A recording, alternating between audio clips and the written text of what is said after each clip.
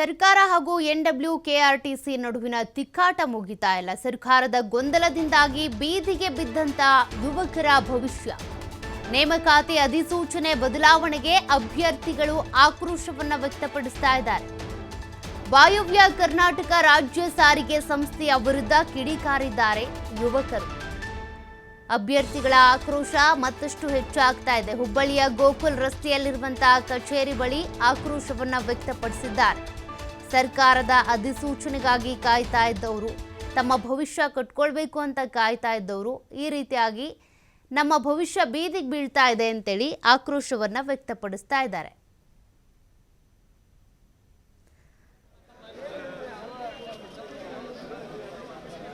ಏನಾಗೈತಿ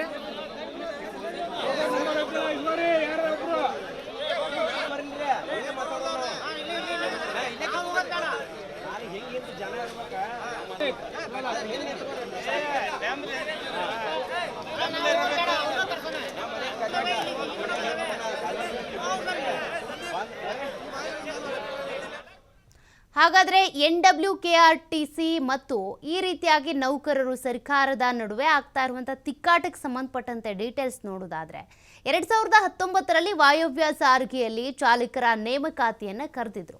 ಚಾಲಕ ಕಮ್ ನಿರ್ವಾಹಕ ಸೇರಿದಂತೆ 2814 ಚಾಲಕರ ನೇಮಕಾತಿ ಅಂತೇಳಿ ಕರೆದಿದ್ರು. ಅಧಿಸೂಚನೆ ಬಂದಿತ್ತು. 2020ರಲ್ಲಿ ಕೋವಿಡ್ ಇದ್ದಿದ್ರಿಂದ ಈ ಒಂದು ನೇಮಕಾತಿಯ ಪ್ರಕ್ರಿಯೆ ನಡೆದಿರಲಿಲ್ಲ. 2022ರಲ್ಲಿ ಕೇವಲ 1000 ಹುದ್ದೆಗಳ ಭರ್ತಿಗೆ ಅಂತ ಸರ್ಕಾರ ಅನುಮೋದನೆ ಕೊಟ್ಟಿತ್ತು.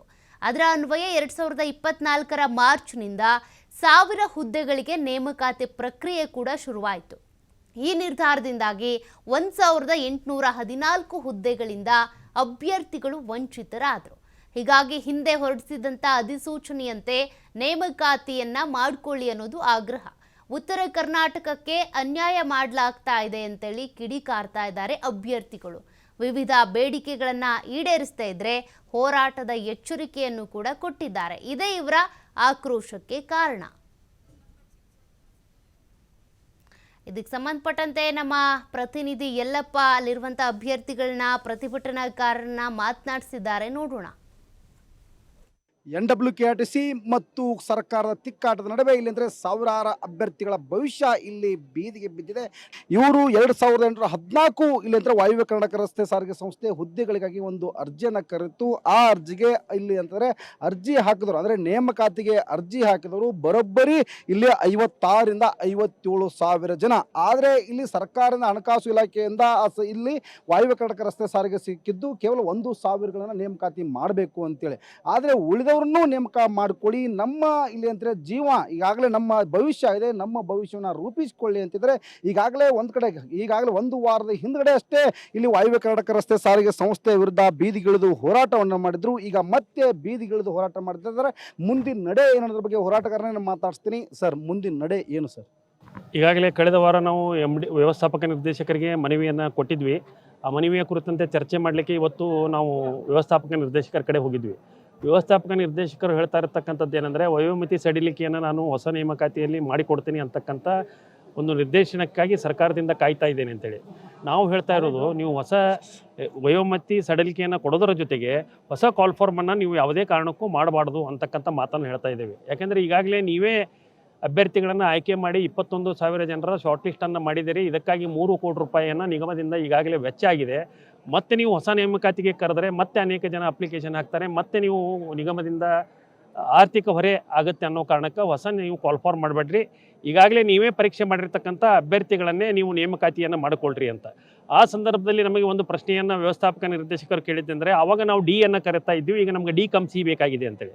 ಯಾರನ್ನ ಡಿಯಲ್ಲಿ ನೀವು ನೇಮಕಾತಿಯನ್ನು ಮಾಡ್ಕೊಳ್ತಾ ಇದ್ದೀರಿ, ಯಾರ ಕಡೆ ಸಿ ಲೈಸೆನ್ಸ್ ಇದೆ ಅವರಿಗೆ ಸಿ ಲೈಸೆನ್ಸನ್ನು ಹಚ್ಚಲಿಕ್ಕೆ ಅವಕಾಶ ಕೊಡಿ. ಅದರ ಜೊತೆಗೆ ಯಾರ ಕಡೆ ಸಿ ಲೈಸೆನ್ಸ್ ಇಲ್ಲ ಅವರಿಗೆ ಸಿ ಲೈಸೆನ್ಸನ್ನು ಪಡೆಯಲಿಕ್ಕೆ ನೀವು ಅವಕಾಶವನ್ನು ಮಾಡಿಕೊಡ್ರಿ ಅಂತಕ್ಕಂಥ ಪ್ರಸ್ತಾವನೆಯನ್ನು ನಾವು ಇಟ್ಟಾಗ, ಈ ನಮ್ಮ ಎಲ್ಲ ಬೇಡಿಕೆಗಳನ್ನು ಕುರಿತಂತೆ ನೀವು ರಾಜ್ಯ ಸರ್ಕಾರಕ್ಕೆ ಬರೀರಿ, ರಾಜ್ಯ ಸರ್ಕಾರದಿಂದ ನಾವು ಒಪ್ಪಿಗೆ ತೆಗೆದುಕೊಂಡು ಬರ್ತೇವೆ ಅಂತಕ್ಕಂಥ ಮಾತನ್ನು ಹೇಳಿದ್ದೀವಿ.